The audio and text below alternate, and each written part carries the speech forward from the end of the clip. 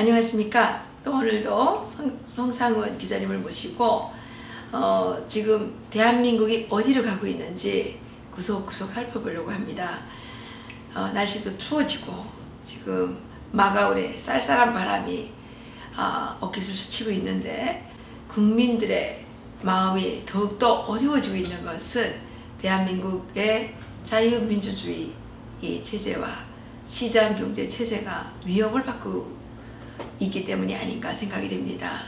지금 평양 공산 왕조 세력의 그동안의 대남 적화 통일 전략이 이제는 거의 마무리 단계에 이르러서 지금 평양시장인지 서울시장인지 분간이 되지 않는 이런 사람들이 서울에 대한민국의 국가 지도자로 활약을 하고 있고 이런 상황입니다. 우리가 그동안 너무나도 심각하게 경계벽을 허물고 지냈기 때문에 이러한 일들이 일어나고 있지 않나 라는 생각이 드는데, 어제에 이어서 오늘도 우리 글로벌 디펜스 뉴스의 송상훈 기자님과 함께 최근 서울시장이 벌이고 있는 행보에 대해서 좀 이야기를 나눠보려고 합니다. 송 기자님 안녕하세요. 예, 안녕하십니까. 아직도 많이 힘드세요? 젊은 사람이 자꾸 힘들다고 하면 안 돼요. 방송을 빡세게 하면 힘듭니다. 근데 예. 나라가 어려운데 빡세게 해도 힘들지 않다 이렇게 생각을 해야지 계속 젊은 사람이 힘들다고 자꾸 그러면 안 된단 말이에요. 아셨죠? 예. 오늘 하실 제목은 서울시는 왜 망한 평양을 배우려고 하는가 이거죠. 지금 이 서울시에서 네. 여기 보시면은 네. 무슨 2017 평양 살림 여러분 초대합니다. 평양 도시 건축전 시장, 평양 시장에게 쓰는 편지전, 뭐 심포지엄 평양 다시 보기, 뭐 북한 영화제 이런 거를 서울시 예산으로 지금 하고 있습니다. 이게 서울 도시건축 비엔날레입니다. 예. 이거 돈 얼마 들었어요? 그래서 예산이 뭐 얼마나 들었는지는 제가 알 수가 없지만 이거 예산 이거 따져봐야 돼요. 왜냐하면 평양에 시장이 없습니다. 뭐가 있습니까? 평양은 평양시 시당 책임소가 정치 책임자가 있고요. 예. 평양시 인민위원회 위원장이라고 하는 예. 그 행정 책임자가 있어요. 그렇기 때문에 평양시장은 없어요. 예. 이건 뭐 가상의 시장이 누군지 모르겠는데 도시건축전 이거 저번에 그 제가 대략 보니까 예. 북한의 그 초호화 주택들을 가득 전시해 놓고 평양에 대한 그 북한 공산 왕조 허화 사치 세력들에 대한 이 뭐라 그럴까 이렇게 추종하는 그거를 부러워하는 이런 거를 불러일으키려고 그걸 하고 있더라고요. 그러니까 지금 이게 심각한 게 북한이 핵과 미사일로 대한민국을 위협하고 있는데 지금 평양을 배우자고 하는 게 이 박원순 시장은 지금 한국 사람입니까? 북한 사람입니까? 평양 시장이십니다. 이거 아주 심각한 문제가 아닐 수가 없어요. 자 보십시오. 지금 평양이라고 되어 있지만 우리가 미국을 이야기할 때 워싱턴이라고 이야기를 합니다. 예. 한국을 이야기할 때 기자들이 있을 때 서울은 이렇게 이야기하죠. 그렇죠. 평양은 이렇게 이야기를 하면은 북한이라는 이런 말도 된다는 거죠. 예. 공산 왕조의 상징이죠. 평양. 그러니까 그렇기 때문에 북한을 배우자 뭐 이렇게도 받아들일 수가 지금 있는 상황입니다. 그리고 지금 뭐 북한이 지금 보시면은 여러분 망했어요. 망한 도시를 망한 나라 망한 도시를 갖다가 이렇게 배우자고 하면은 그거는 뭐 정신이 이상한 사람들인 거죠. 이게 평양의 도시 이제 조금만 도시 건축 이제 어디 갔습니까? 네, 건축전 이거 얘기를 했는데 이게 평양에 많은 사람들이 평양의 계획적 그 도시 설계에 대해서 많이 부러워해요. 예. 근데 평양의 계획적 도시 설계가 가능한 것은 토지가 국가의 소유이기 때문에 가능한 거예요. 그렇기 때문에 다양성이 인정되지 않아요. 그리고 그 초호화 시설들은 다 누가 사용하는 거냐? 인민이 사용하느냐? 절대 아닙니다. 북한의 공산 왕조 세력들, 그 김일성, 김정일, 김정은 그 패밀리들을 위해서 적극적으로 전용으로 사용이 된다는 거죠. 근데 이걸 배워요? 미쳤어요. 그 지금 이제 서울시가 지금 이런 걸 하는데 별로 호응이 없습니다. 지금 여기 가서 보면은 서울과 평양을 쌍둥이 도시로, 평양 시민은 서울 자전거 도로에서 상업 자본주의를 배우고 서울 시민은 평양 거리에서 혁명 사회주의를 배우도록 해야 한다.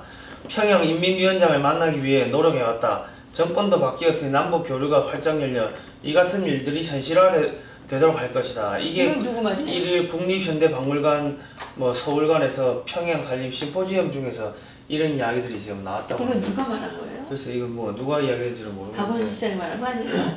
아니 근데 혁명 사회주의를 왜 배워요? 그러니까 정신병자들이죠. 예. 그러니까 오토 원비어 사망 사건, 3굴 지금 흥진호 납북 사건, 북한의 수소폭탄 실험 뭐 지금 이런 문제가 있는데 현재 남북 관계 이렇게 경색된 현재 남북 관계 현실과는 동떨어진 행사로 평양을 과할 정도로 역동적인 도시로 묘사하는 등 미화한 부분이 적지 않다는 지적이 많다. 미화한 부분이 있다는 지적이 많다. 그러니까 이 평양을 너무 미화하고 띄운다고 이렇게 지적이 계속 나오고 있습니다. 그런데도 지금 문제가 있고요. 지금 여기를 쭉 보시면은 평양 다시 보기 학술 토론회 뭐 영화제도 쭉 있는데 여기서 나오는 이야기들을 보면 남북 교류 단절이 북한 탓이 아니라 박근혜 정부 탓이라고 이렇게 돌리기도 하고요. 그리고 지금 핵 미사일을 겨누고 서울을 불바다로 만들 것이라는 협박을 던지는 북한의 도발 국면에서 서울시가 남북교류기금 2억 5천만 원을 지원받아 평양시장에게 편지 보내기 등 행사를 개최했다 이렇게 돼 있고, 자칫 북한은 미화할 수도 있다는 우려와 함께 하필 이 같은 시기에 이런 행사를 굳이 해야 하느냐 하는 지적이 좀 쏟아지고 있습니다. 지금 오프라인 상에서도 이 비난이 빗발치고 있지만 또 온라인 상에서도 서울시 공식 홈페이지에는 요즘 유행어인 이거 실화냐는 시민들의 비판이 지금 넘쳐나고 있고요. 해당 행사와 관련해서 홈페이지와 SNS에서는 박원순 시장이 마음 놓고 북한을 홍보한다, 북한을 국가로 이해하고 받아들이자는 것인가, 가짜 뉴스인 줄 알았다, 도저히 믿을 수 없다는 반응들이 지금 쏟아지고 있다고 이렇게 보도가 나왔습니다. 예. 제가 보기에는 송 기자님 왜 그런 것 같아요? 박원순 시장이 이런 이유가 뭘까요? 지금 이 밑에도 보면 뭐 주사파 친구들, 과거 운동권, 북한 자금 받아서 운동권 하던 친구들이 상당히 많이 들어가 있지 않습니까? 예. 그러니까 이 사람들의 머릿속에 갖고 있는 이상향의 서울은 평양이라는 거죠. 그러니까 평양처럼 만들고 싶어서 이러는 거 아닐까요? 그러니까 평양처럼 되면은 그 전기도 안 들어오고 그런데 그거를 갖다가 똑같이 하자고 하는 게 그게 제정신입니까? 정신병자들인 거죠, 그게. 아니 근데 평양시장이라는 거는 유령 없어요. 평양시장은. 여기 보시면 서울시 관계자는 현장에서 참석한 관객들 중에는 이 같은 문제를 제기한 사람은 아무도 없었다며 문제가 없다 이게 이제 비난이 빗발치고 있는데 이 현장에서 아무도 뭐 이야기 안 하던데 문제 없어요 지금 이렇게 이야기하고 있고요. 그리고 이 보면은 평일 오후 4시 기준으로 한 70명 정도밖에 안 온답니다. 일반인들은 관심이 없고 전부 다 심포지엄과 연관된 단체 혹은 관계자들인데 이 북한을 찬양하는 이런 거를 하게 되면은 과거에 소위 말해서 이 북한에 대해서 대한민국에서 알고 있는 사람들이 탈북자 말고 나머지는 주사파 운동권들 아닙니까? 그 사람들 지금 밥자리 일자리 만들어 주려고 지금 이런 거를 하고 있는 거죠. 참 위험하네요.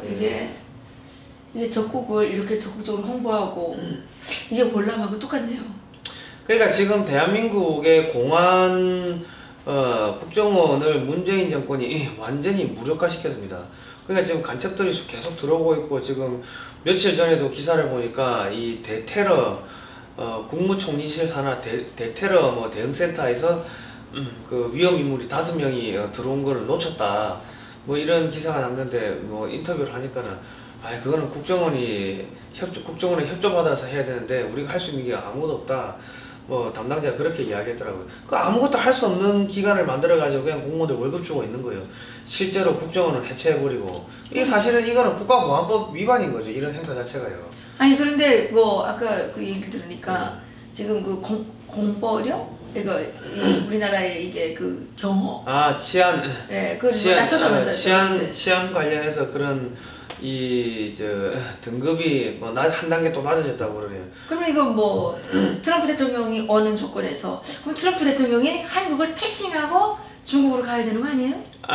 지금 트럼프 대통령이 오는 상황에서 그런 걸 했다는 거는 그러니까 속된 말로 뭐 네가 와서 암살 당하든 말든 알아서 해라 뭐 이런 의미를 적대적 의미를 표출했다고 밖에는 볼 수가 없는 상황이니까요. 그러니까요. 이것도 지금 북한에서 계속 트럼프 대통령을 암살하라고 지금 그쪽에서 계속 떠들고 있거든요. 예. 북한 언론에서는 예.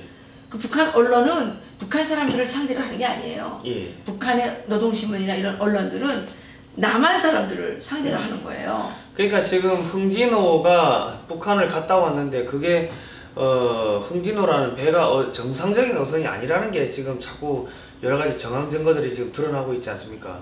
거기를 타고 있는 사람들을 보면은 정상적인 선원이라기보다는 이 훈련받은 요원들 같은 그런 모습을 보이고 있는데 그게 뭐 속된 말로 북한의 테러리스트들이 타고 내려온 실제로 속된 말로 뭐 주민들은 어민들은 다 죽이고 테러리스트들이 위장해서 타고 내려온 건지 솔직히 알 수가 없는 거죠. 예. 그런가요? 충분히 그럴 수도 있는 거죠. 예. 그 김진태 의원께서 그거를 지금 신상을 발표했다고 오늘 아침에 뉴스 봤는데. 그러니까는 지금 한국의 정부 안에는 북한을 추종하는 그 세력들 주사파들이 청와대를 장악하고 있습니다.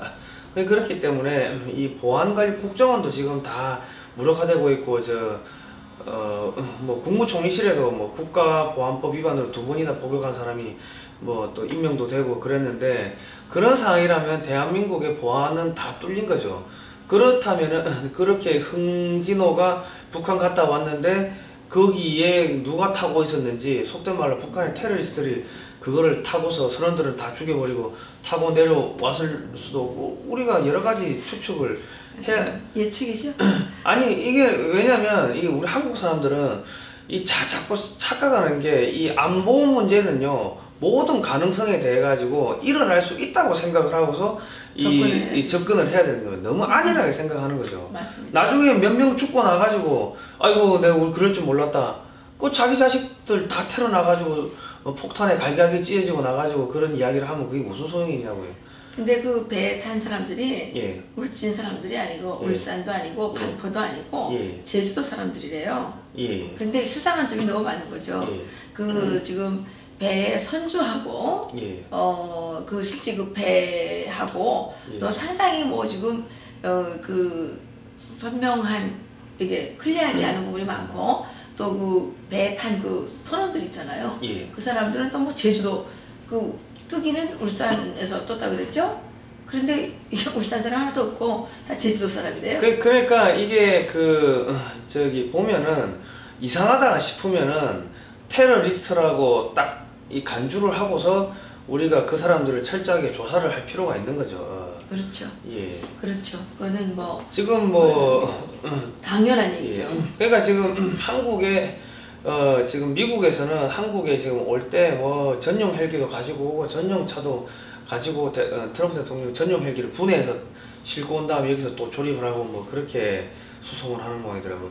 그러니까 이게 적성국에 온다고 생각을 하고서 지금 오는 그런 수준인 거죠. 지금 사실. 그렇군요. 그러니까 이제 어떻게 해야 되냐. 뭐 미 공군 기지로 이렇게 들어왔다가 뭐 다시 뭐 잠을 어디 항공모함 이런 데서 뭐 숙박을 할 수도 있는 거고. 청와대 만찬을 하신다 그랬는데 그것도 캔슬 날 수도 있을까요? 그것도 뭐 알 수가 없는 거죠. 뭐 밥 먹고 싶겠습니까? 북한 추종하는 세력들하고. 지금 방탄 청년단, 방미 트럼프 탄핵 청년단. 그게 지금 3명인가?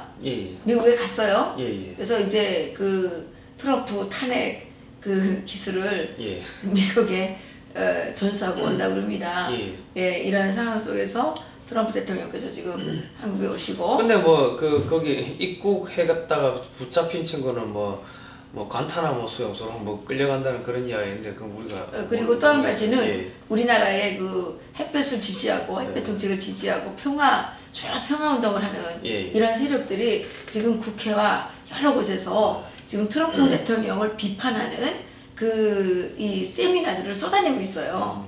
그래서 저는 트럼프 대통령이 차라리 이러한 모습들을 와서 보시지 않는 게 낫겠다라는 생각이 들어요. 봐야지. 김정은 야 빨리 죽여. 아마 그렇게 이야기하실 수도 있을 겁니다. 문재인 대통령 만나서 만찬하면서 야 좀 전에 그 김정은이 죽었어. 네, 왜 사진 보여줄까? 그러면 사진을 보여줄 수도 있어요. 그래. 왜냐면 우리가 이제 여러 가지 이제 정보를 수집하다 보니까 지난번에 그 원산 앞바다까지 비연비가 올라가는데 거기에 김정은이가 숨어 있었다 하더라고요. 숨어 있었는데 거기에 김정은 별장이 있잖아요. 근데 예. 1,800억인가 들여서 갈마 예. 원산 강원도 원산 갈마 쪽에 예. 바다 쪽에 예. 별장을 지었어요. 그러니까 비온비의 뭐 레이저 빔이 이렇게 투사가 된 거를 그쪽 북한 쪽에서 이렇게 그거를 이제 감지를 해놓으니까 완전히 김정은이가 뭐 완전 바짝 얼었다 이제 이런 뭐 이야기들이 지금 들려오는데 그게 리비아 같은 경우도 한 번 그렇게 경고를 준 다음에 두 번째는 사살했어요. 그리고 지난번에 우리 시리아 공습할 때도 조그만한 공군기지 하나 폭격시키는데 미사일을 뭐 한 5-60발 이상 쏟아부었는데 네. 그거 시진핑 주석하고 만찬하면서 커피 마시면서 그 화면으로 보여준 거 아닙니까? 이번에도 그렇게 될 가능성이 뭐 있는 거죠. 그럼 이번 청와대 만찬 때 김정은의 작살난 모습을 볼 수도 있겠다 이런 말씀인가요? 북한 트럼프 대통령이 깜짝 놀랄 것이라고 한 거 아닙니까? 그렇죠. 누구죠? 메티스 분이 그랬지. CIA 국장이 야 그렇죠. 김정은 없어진 거 나한테 물어보지 말라고. 그러니까. 그러니까 네. 미국 입장에서는 뭐 김정은 마카롱, 예. 죽이는 거는 뭐 일도 아니기 때문에 그 만찬장에서 소위 말해서 임종석이 붙어해가지고 다 있는 데서 자기들이 모시던 김정은이가 사살되는 거를 보여줄 수도 없잖아 있는 거죠. 우리가 뭘 할지는 희망사항인데 그러면 우리가 그동안 모은 1억 불 현상금은 미군에게 줘야 되는 거예요, 맞죠? 내년에 약가 할 때 그때 약가로 사가지고 구매해가지고 주시면 되겠죠. 그럴까요? 예. 네. 그러니까 지금 박원순 시장이 평양 인민위원장을 만나고자 그간 많은 노력을 했는데 불발했다며 상대적으로 북한과 친밀한 몽골 울란바토르 시장에게 다 해줄 테니 평양 거쳐 서울 갈 수 있도록 해달라는 부탁도 한 적이 있지만 결국 만남을 이루지 못했다고 했다. 아니 왜 이렇게 만나려고 그래요? 이 박원순 시장은 예전에도 중국이 우리는 중국에 엉덩이에 붙어가야 된다 중국 파리처럼 중국의 말에 붙은 파리처럼 중국에 붙어가 있는 그런 얘기를 했죠. 예, 맞아요. 이분은 왜 빨갱이들만 쫓아다니는지 참 희한한 분이십니다. 예. 자, 이거 오늘 이제 학술 토론회 이거 좀 한 말씀 해주시죠. 아니 근데 조만간에 평양 폭 초토화 될 건데 이런 거 왜 합니까? 근데 제가 이거 영화제 이거 한 말씀 좀 드릴게요. 예. 이게 북한은 선전선동의 국가예요. 왜냐하면 물질적으로 또 실질적으로 인간의 본능적인 욕구를 충족시킬 수 없는 체제입니다. 그렇기 때문에 가장 기본적인 식량권조차도 보장해주지 못해서 300만 명 굶어 죽은 거 아닙니까? 지금도 굶어 죽고 있고 최근에 나온 미국의 식량정책연구소의 발표에 따르면 북한 주민의 40.8%가 영양실조에 걸려 있다고 이렇게 그 숫자가 나오지 않았습니까? 그런데 북한을 지탱해온 하나의 힘이 있다면 수단이 있다면 뭐였냐? 선전선동이었어요. 선전선동의 가장 핵심이 뭐냐? 영화예요, 영화. 북한은 다 가짜를 소설을 써가지고 만든 영화가 득세를 하거든요. 근데 서울에서 영화제를 연다는 거는 이거야말로 정말 아무 이런 그 거르는 장치 없이 북한의 선전선동물을 대한민국 젊은 청년들에게 보여줌으로써 대한민국의 젊은 청년들이 그러지 않아도 지금 그 공산 체제의 세뇌가 돼가지고 지난 그 촛불 뭡니까 촛불 뭐 집회입니까 뭡니까 촛불 그거 할 때 제가 거기 가봤거든요. 가보니까 진짜로 체게바라 있죠. 체게바라가 공산주의자예요. 그죠? 쿠데타 했죠. 예. 이 체게바라 이거를 다 핑계 들고 다니고 현수막 들고 다니고 이러면서 체게바라의 공산 쿠데타를 계속 주장을 했어요. 그리고 거기에서 뭐가 나왔어요? 사회주의가 단단하지 않았습니까? 자, 국민 여러분 여기 가시면 안 돼요. 왜냐하면 여기에 CIA 요원들이 다 사진 찍으러 다 침투해 있습니다.